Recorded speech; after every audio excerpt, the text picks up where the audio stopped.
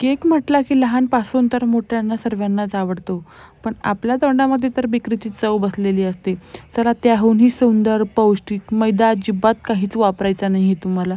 गव्हाचं पीठसुद्धा एकदम थोड्या प्रमाणात वापरणार आहोत. पण तुम्ही चवीला म्हणणार ना इतका भन्नाट ना, तुम्ही एकदा असा ट्राय करून बघा. तुम्ही फर्स्ट टाईम जरी बनवलं ना तरी त्याचा रिझल्ट एकच नंबर येणार आहे.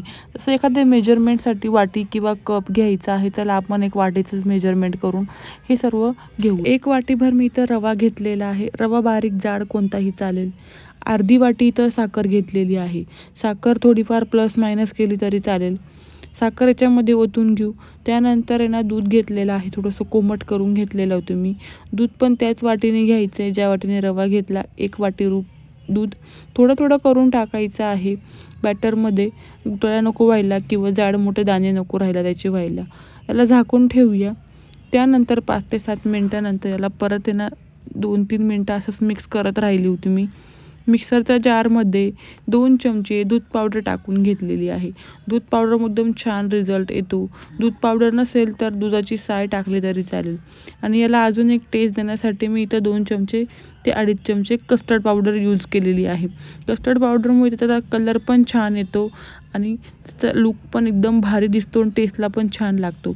नसेल टाकायची तर एकदम ऑप्शनल आहे, पण टाकली तर एकदम छानच येणार आहे. लगेच मी त्या साईडला आहे ना कढई गरम करायला ठेवलेली आहे. मीठ टाकून ठेवलेलं आहे. मीठ भरपूरदा यूज केलेलं आहे बेकिंगसाठी. त्यानंतर परत त्याच मिक्सरच्या जारमध्ये मी अर्धी वाटी तेलसुद्धा टाकून घेतलेलं आहे. तुम्ही 1-2 चमचे कमी केलं तेल तरी चालेल किंवा बटर टाकलं तरी चालेल. पण तेल मी इथं अर्धी वाटी टाकलेलं आहे. आणि 1 चमचा मी इथं गव्हाचं पीठ टाकलेलं आहे. गव्हाच्या पिठामुळे त्याला बाइंडिंग एकदम छान येईल आणि तो जास्त लूजसुद्धा बनणार नाही. परत मी इथं अर्धी वाटी दूध घेतलेलं आहे. तुम्हाला लागेल तसं टाकायचं आहे. तुम्ही पूर्णच्या 1.5 वाटी इथं मला दूध लागलेलं आहे. तुम्ही थोडं थोडं करूनच टाकायचे. बॅटर आपलं जास्तही पातळसर नको व्हायला. इथं आता अर्धा चमचा बेकिंग सोडा आणि थोडंसं अर्धा चमच्याला कमी इतका बेकिंग पावडर घेतलेली आहे. 2 ते 3 लिंबाचे रस टाकून घेतलेला आहे. बॅटरमध्ये मिक्स करून घेतलं. लगेच थोडेसे ड्रायफ्रूट्स पण मी आधी चॉप करून ठेवलेले होते आणि भांड्याला पण तेल लावून ग्रीस करून ठेवलेलं होतं. लगेच आता ह्यामध्ये हे बॅटर ओतून घेऊया आणि जे कापून घेतलेले ड्रायफ्रूट्स होते ना ते टाकायचे आहे. नसतील तर नाही टाकले तरी चालतील किंवा चेरी तुमच्या आवडीनुसार तुम्ही त्याला वरून इथे डेकोरेट करू शकता. लगेच या कढाईमध्ये हा केक स्टँड ट्रान्सफर करून घ्यायचा आहे. 30 ते 35 मिनटं याला लो गॅसवरती बेक करून घ्यायचं आहे.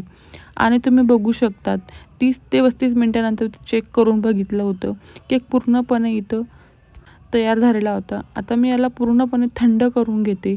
थंड झाला की मगच कापायचा आहे. जर तुम्ही गरम गरम कापला तर त्याचे पूर्ण तुकडे होतात, ब्रेक होतो, व्यवस्थित तो निघतसुद्धा नाही. आणि हा बघा केकचा रिझल्ट किती सुंदर, किती मऊसर बनलेला आहे आणि चवीला तेवढंच छान आहे बरं का. तुम्ही एकदा ट्राय तर करून बघा. केकचे असे छोटे छोटे पीस करून तुम्ही एअरटाईट कंटेनरमध्ये फ्रीजमध्ये पाहिजे तेवढा दिवस ठेवू शकता. चहाबरोबर, नाश्त्याबरोबर, मुलांना छोट्या मोठ्या भुकेसाठी किंवा टिफिनसाठी बिनधास्त देऊ शकतात.